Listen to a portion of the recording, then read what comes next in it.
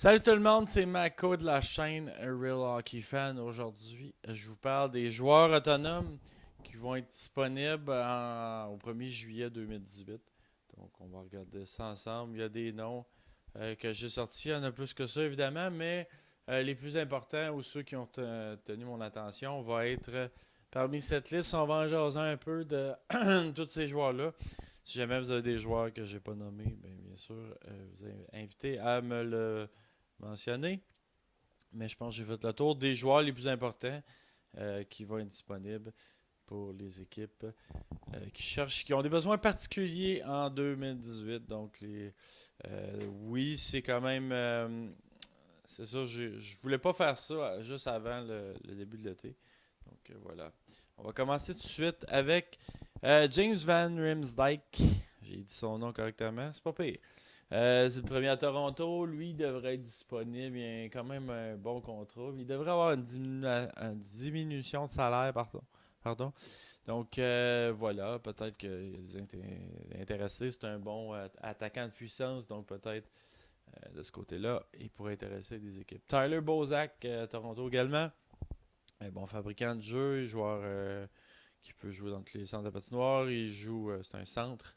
Donc, finalement, un autre joueur, je sais pas, peut-être les Leafs veulent le garder. Ça reste. Moi, j'ai marqué les joueurs que tel quel. Je suis pas sûr qu'ils vont tous être disponibles, évidemment.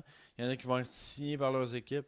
Il y en a qui vont être offerts tout simplement. Il y en a qui peut-être qui vont être échangés. Peut-être que vous regardez la vidéo et ils sont déjà échangés aussi. Là. Évidemment, je fais ces vidéos des fois un peu d'avance. Donc voilà, c'est pour ça que je vous présente une liste, puis en tout cas, on verra ce que ça donne. Mais moi, je vous donne la liste des joueurs que je crois qui vont être les plus intéressants, tout simplement. Après ça, c'est sûr qu'il peut arriver d'autres choses. John Carlson, défenseur des Capitals, je suis pas mal sûr qu'ils vont le garder, mais il est disponible au 1er juillet si jamais Washington ne le signe pas. Très bon défenseur, lui, il va être en demande. Il devrait gagner un bon 7 millions. Certainement. Mike Green, il va pas être trop en demande, va descendre. Il est à 6 millions, va sûrement descendre à 4 de ce côté-là, mais quand même. C'est un défenseur expérimenté. Peut-être un défenseur offensif qui est dangereux, mais bon, peut-être que on va chercher à le signer du côté d'une équipe qui cherche un défenseur offensif. Paul Stachny il va certainement baisser à 7 millions. C'est certain qu'ils ne gagneront pas ça. Mais quand même, il peut aider sur un deuxième, troisième trio. Donc, un joueur intéressant. Ce qui est intéressant ici, on a trois joueurs des Golden Knights. Donc, les Golden Knights, c'est sûr, moi je pense qu'ils vont laisser les joueurs, vont aller chercher des jeunes joueurs, vont aller chercher des prospects, vont aller chercher des joueurs plus de profondeur. Quoi que James Neal, c'est ça, il va. David Perron, Marchessault, c'est trois bons marqueurs. Donc, pourrait intéresser des équipes. Dans les trois cas, ce ne sera pas des gros salaires, mais Neal peut-être un petit peu plus. Mais Neal a ralenti, Perron aussi, Marchessault, lui, il commence sa carrière, mais bon, on va voir ce que ça donne. Peut-être que on va pouvoir avoir un bon salaire de sa part, peut-être un 3 millions, 4 millions. Ça reste à suivre. Patrick Hornvis, va-t-il rester à Pittsburgh? Ça, c'est la question. Il y a un gros morceau de cette équipe-là. C'est le seul joueur des Pingouins, donc peut-être, ben dans ma liste en tout cas. C'est sûr qu'il y a d'autres joueurs disponibles, mais bon, Hornvis pourrait-il se retrouver ailleurs? C'est un attaquant de puissance également. Un bon fabricant de jeu aussi. Il se met devant le filet, donc très utile aux Pingouins dans leurs deux conquêtes de la Coupe Stanley, donc peut-être vont-ils le garder. Cam Atkinson a connu toute une saison l'an passé avec les Jackets. Lui, il va ramasser la paye. Là. Lui, il va ramasser la paye, c'est certain. Euh, S'il connaît une autre bonne saison en plus, il devrait avoir 6 millions, là, certain. Si pas plus. Mais bon, on verra bien Cam Atkinson. Jack Johnson est sur le déclin, mais quand même, c'est un défenseur efficace. Il peut aider une équipe si jamais les Jackets ne veulent pas signer. Les Jackets ont quand même beaucoup de profondeur en ligne bleue, donc peut-être qu'ils vont le laisser partir. Ils ont des bons défenseurs en devenir. Donc, Ryan Murray va peut-être prendre plus d'espace. Il y a déjà Seth Jones, David Savard, donc on va voir. Jack Johnson, peut-être. Moi, je pense pas qu'il fait partie des plans des Jackets. Ça, c'en est un certainement qui va partir. Atkinson, je pense qu'ils vont garder. Puis les trois autres, comme on disait, ça va partir. Stachny, ça va partir. Euh, Green va partir parce que les Wings ne veulent pas vraiment l'avoir.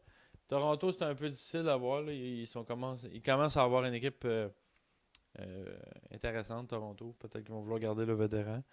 Yemelin, ça va dépendre. Peut-être qu'ils vont le garder. Pas à 4 millions. Je suis certain qu'ils vont descendre de salaire. Mais bon, Yemelin, un autre. Thornton va sûrement rester à San Jose. Même chose, lui, il est assez âgé, donc va-t-il poursuivre. Ça m'étonnerait qu'il poursuivrait ailleurs. Là. Quoique Marlowe l'a fait qu'on sait jamais.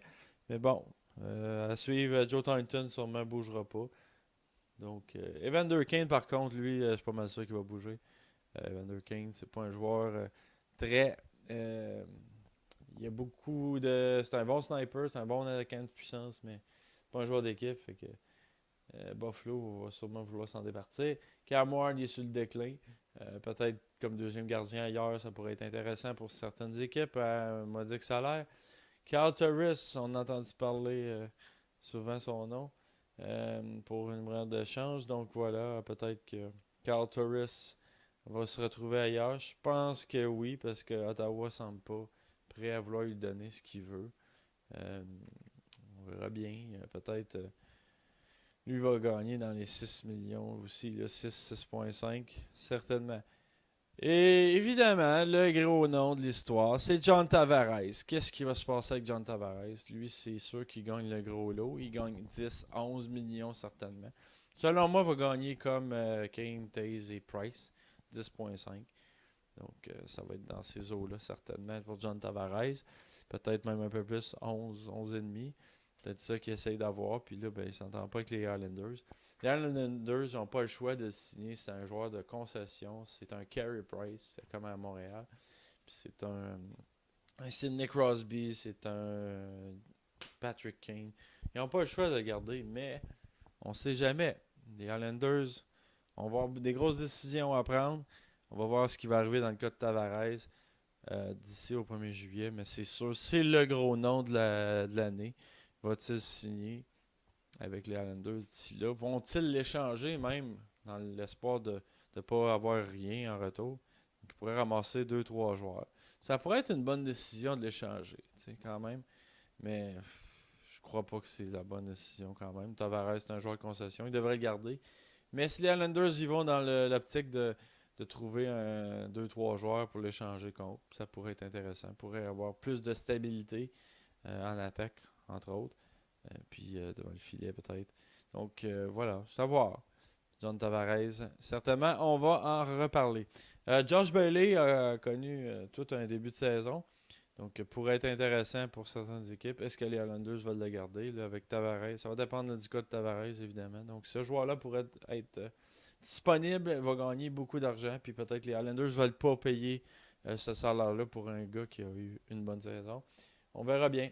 Rick Nash, ça c'est très intéressant aussi. Ça c'est un gros nom aussi. Juste en bas de Tavares, je pense que c'est le deuxième. Euh, Rick Nash, quand même, va être intéressant à regarder. Il ne gagnera pas 7,8 millions, là. Ça c'est certain. Mais pourrait très bien aider une équipe parce que c'est un joueur de talent. Là. C'est un joueur, un premier show total. C'est vraiment un grand joueur de hockey. Il vaut pas 7,8, ça c'est certain, mais il vaut certainement 4, 5. Donc voilà. Intéressant. Ça va être intéressant cette saison. On va regarder ça. Des joueurs autonomes. Et le dernier, c'est Michael Grabner, un joueur de troisième trio, peut-être, pour une équipe. Les Rangers vont peut-être le garder, mais je ne crois pas. Donc, voilà. En résumé, on va suivre la situation de Nash et Tavares. Bien sûr, Turris pourrait être échangé. Donc, en même temps, je vous dis, ces joueurs-là sont susceptibles d'être échangés là, en raison de leur autonomie en 2018. Donc voilà. Merci d'avoir écouté. Abonnez-vous à ma chaîne, partagez si vous aimez ça, mettez un petit pouce vers le haut. Puis c'est ça, si vous adorez ce que vous voyez, mettez des commentaires, opinions dans le bas du vidéo. Donc, merci à tout le monde. Puis on se revoit dans un prochain vidéo. Ciao.